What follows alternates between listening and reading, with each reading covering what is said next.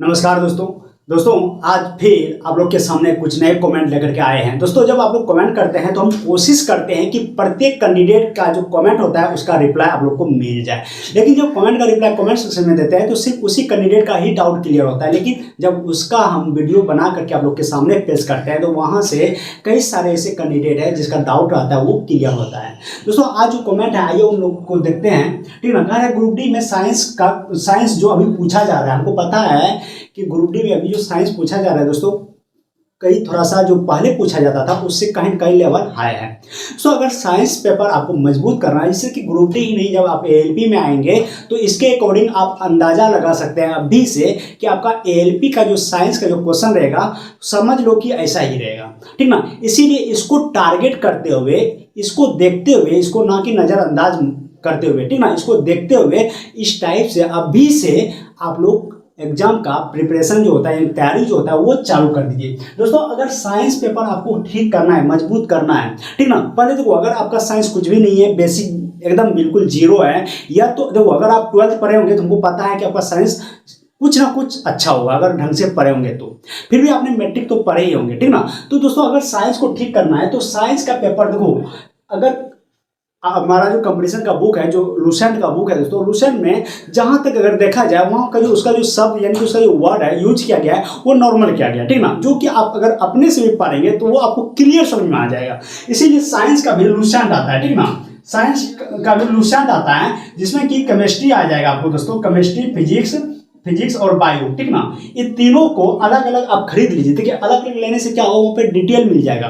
Chemistry, physics, bio, chemistry में भी जैसे रिएक्शन पूछ रहा है, जब आप डिटेल लेंगे तो वहाँ पर आप टॉपिक वाइज ढंग से पढ़िए तो आपका फिर साइंस पेपर जो है वो अच्छा हो जाएगा। और हम बताए थे घटना चक्र जो रेलवे का आता है, ठीक ना, घटना चक्र जो रेलवे का आता है उसमें भी जो प्रीवियस ईयर क्वेश्चन है, जो 1999 से या 1997 से अब तक जो एग्जाम हुआ है वो सारे पेपर उसमें दिया हुआ है। अगर उसको आप पढ़ेंगे तो आपका सारा डाउट्स क्लियर हो जाएगा। उसी तरह यूथ पब्लिकेशन का बुक है, उसमें भी प्रीवियस ईयर का क्वेश्चन डाला हुआ है, वो भी पढ़ेंगे तो डाउट क्लियर हो जाएगा, ठीक ना।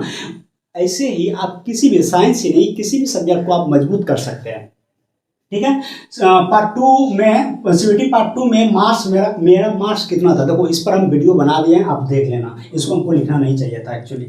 मैकेनिक डीजल से आईटीआई करने पर क्या हम एलपी के लिए एलिजिबल हैं, एलपी का फॉर्म भर सकते हैं? तो दोस्तों देखो, आप कोई भी आईटीआई करो, ध्यान रखना वहाँ पे कि वो आईटीआई 2 साल का होना चाहिए। अगर वो आईटीआई 2 साल का नहीं है, वो कोर्स 2 साल का नहीं है तो आप वो नहीं करना, क्योंकि रेलवे में जब आप आते हैं एलपी के लिए तो वहाँ पर आपको 2 साल का मांगता है, इसीलिए आप 2 साल का करना। हाँ, तो आप फॉर्म भर सकते हैं, ठीक है।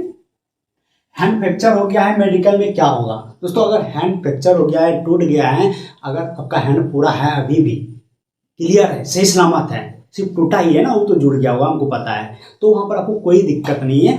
आप समझ रहे हैं ना, आप डिफेंस में नहीं जा रहे हैं, आप रेलवे में आ रहे हैं, और रेलवे को ऐसा मतलब कि उतना हार्ड मेडिकल नहीं होता है, आपको कोई दिक्कत नहीं होगा, आप फिट होंगे, ठीक है। आईटीआई सेकंड ईयर में हूँ, प्रिपरेशन कैसे करें? देखो, आईटीआई फर्स्ट ईयर में है, सेकंड ईयर में है, या फिर अभी करेंगे ही, उससे कोई फर्क नहीं पड़ता है। आप आईटीआई करो, दिन भर उसको तो नहीं पढ़ना है ना, अरे 1 घंटा पढ़ ले काफ़ी है, ठीक है ना, 1 घंटा 2 घंटा पढ़ ले काफ़ी है। आपको क्या करना है, कंपटीशन करना है। मेन फोकस आपका टारगेट जो होना चाहिए वो कंपटीशन का होना चाहिए, क्योंकि आईटीआई करने में 2 साल लगेगा, ठीक ना, और ये 2 साल में अगर साथ में लेकर के आप कंपटीशन को चलेंगे तो आपका बहुत अच्छा बेस बन जाएगा, बहुत अच्छा तैयार हो जाएगा। जो लड़का कंपटीशन आईटीआई या जो भी आपका टेक्निकल डिग्री लेते हैं उसके बाद करना मिलते हैं, उसको वहाँ पर प्रॉब्लम होता है, क्योंकि उस टाइम आपका प्रेशर बढ़ जाता है, थोड़ा घर से प्रेशर बढ़ जाता है, समझ रहे हैं। इसलिए आप जितना फ्री हैं, जितना आप कम एज में और सही ढंग से आप चलेंगे उतना जल्दी और कम समय में सक्सेस हो जाएंगे, ठीक है ना। इसलिए आप जो है, जो आपका सिलेबस बनाए हैं, रूटीन बनाए हैं, उसको फॉलो करते हुए साथ में आप कंपटीशन कीजिए, ठीक है ना। एलपी के लिए 12th में क्या लूँ? देखो, एलपी के लिए अगर आप 12th में एलपी में आना चाहते हैं, अगर 12th में आप साइंस ले लेते हैं तो क्या बोले अभी हम, साइंस पेपर आपका अच्छा हो जाएगा वहाँ से, फिजिक्स केमिस्ट्री बढ़िया हो जाएगा, ठीक ना, और उसका अभी बहुत ज़रूरत है अगर आप 12th में साइंस ले लेते हैं तो। इसलिए आप 12th में साइंस ले लीजिए, ठीक है। जीके जीएस कैसे पढ़े? देखो, जीके जीएस कैसे पढ़े, हम क्या बोले, अभी एक एक करके सबका बुक ले लो, लूसेंट का, physics chemistry math bio history geography political जो भी सब ले लो, ठीक ना, और टॉपिक वाइज प्रत्येक दिन उसको कवर करो। देखो, कंटिन्यू जब आप लगे रहते हैं किसी भी काम के प्रति, सिर्फ पढ़ाई नहीं, पढ़ाई का नज़र हटा दो आप पढ़ाई पर से, किसी भी काम के प्रति जब आप कंटिन्यू लगे रहते हैं, कंटिन्यू उस पर वर्क करते हैं तो आपको एक दिन सफलता मिलती ही है। इसलिए कंटिन्यू लगे रहिए और उसके ऊपर काम कीजिए, ठीक है ना। आपका साइंस जीके हो या जीएस सब ठीक हो जाएगा। एलपी का क्लास क्यों नहीं चलाते, देखो एलपी का क्लास क्यों नहीं चलाते, देखो हम ये जो बोर्ड लटकाए हुए हैं हम क्लास ही लेने के लिए एक्चुअली लटकाए हुए थे और लिए भी हैं। आप देख लो उस पर मैथ का बहुत सारा वीडियो मिल जाएगा आपको, साइंस का बहुत सारा वीडियो मिल जाएगा, ठीक है ना। एक्चुअली क्या होता है कि टाइम नहीं मिलने की वजह से कभी क्लास ले पा रहे हैं कभी नहीं ले पा रहे हैं, इसीलिए हमको थोड़ा क्लास लेने में नहीं बनता है, ठीक ना। लेकिन अगर इसी तरह आप लोग कंटिन्यू हम लोग मेरे साथ बने रहेंगे और ऐसे ही परिवार बढ़ते रहेगा तो जरूर है कि आने वाले समय में कोशिश करेंगे और 100% कोशिश करेंगे कि क्लास ही लें, ठीक ना। इसलिए आप लोग जितना हो सके इस चैनल को हमेशा बोलते हैं शेयर कीजिए और नहीं भी बोलते हैं अपने मन से भी शेयर कीजिए और दबा के लाइक कीजिए, ठीक है। तो आगे कोशिश करेंगे दोस्तों, क्लास जरूर लेंगे, ठीक ना। एलपी या टेक्नीशियन किसका कटअप कम रहता है, देखो एलपी या टेक्नीशियन में एलपी का कटअप कम रहता है। वजह क्या है, वजह ये है दोस्तों कि टेक्नीशियन में आपका सीबीटी 2 पे जाकर के एग्जाम रुक जाती है, लेकिन एलपी में अभी सीबीटी 3 दिया जाता है जो कि सैको होता है, वहाँ पर बहुत सारे कैंडिडेट फेंका जाता है, इसी वजह से उसका कटअप लो हो जाता है, वजह यही है। इसलिए एलपी में टेक्नीशियन की तुलना में एलपी का कटअप कम रहता है, ठीक ना। टेस्ट में 50-55 आ रहा है, खुद पर भरोसा नहीं है, देखो 50-55 नंबर आ रहा है, खुद पे भरोसा नहीं है, बहुत अच्छा बात बोले आप। बहुत सारे ऐसा लड़का है या ऐसे कैंडिडेट हैं जो कि छुपाता है, वो कितना कमजोर है पढ़ने में, छुपाएगा दूसरे के सामने में, वो दिखाएगा, झूठों का दिखाएगा, देखो हम ऐसे हैं ऐसे हैं, इतना नंबर आता है, इतना पढ़ते हैं।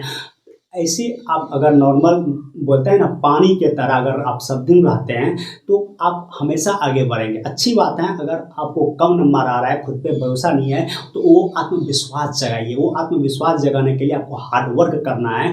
अगर आपसे कोई छोटा भी है सामने में, अगर वो आपसे तेज कर रहा है तो जरूर उसके पास बैठिए और उससे पूछिए कैसे होता है, ठीक ना। और टॉपिक वाइज जैसा कि बोलते हैं हमेशा कंटिन्यू लगे रहिए, प्रत्येक दिन प्रत्येक सिलेबस को फॉलो कीजिए। आपका जो कंपटीशन का सिलेबस है दोस्तों, फिजिक्स केमिस्ट्री मैथ बायो, ठीक ना, और आपका पॉलिटिकल है, हिस्ट्री है, इकोनॉमिक्स है, आपका ज्योग्राफी है, ठीक ना, विज्ञान एवं प्रौद्योगिकी है, और आपका विविध है, और आपका ये आपका करंट अफेयर्स है।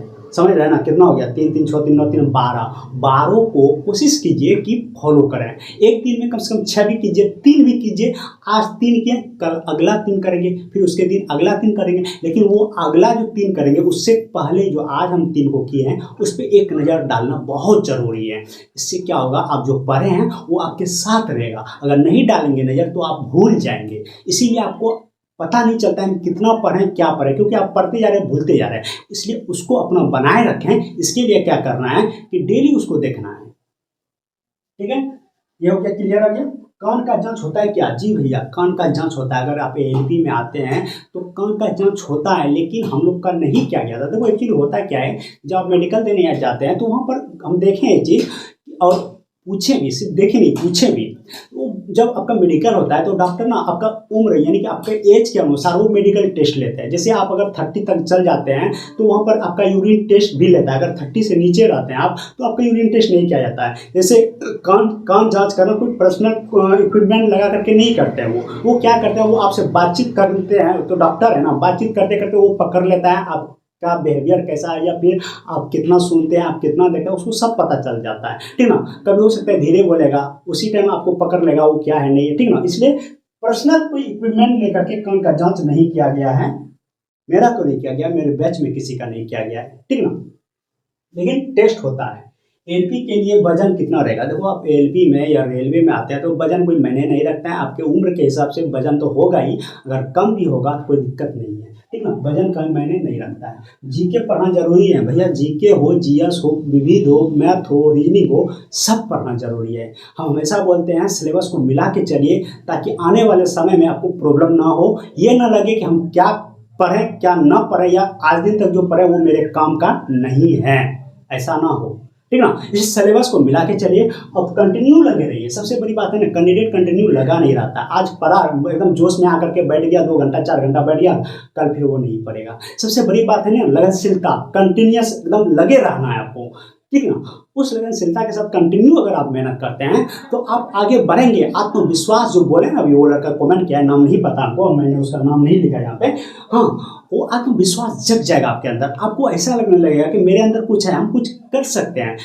और एक चीज़ देखना, जब आपके अंदर कुछ ऐसा क्षमता आ जाती है, आपको खुद पे भरोसा हो जाता है, देखना आप सोए भी रहेंगे ना, अगर आप सोएंगे ना मतलब कि समय को बर्बाद करेंगे, तो वो जो अंदर की आत्मा है ना, वो आपको समय बर्बाद नहीं करने देगा, वो आपको रोकेगा, ठीक ना। और वो आत्मा आपसे कुछ ना कुछ करवा लेगा, इसलिए वैसा बनिए, ठीक ना। और दोस्तों यहीं पर अपने वाणी को विराम करते हैं। ड्यूटी भी दे दिया है, 16 बजे का ड्यूटी भी निकलना है, तो चलिए ड्यूटी निकलते हैं, ठीक ना।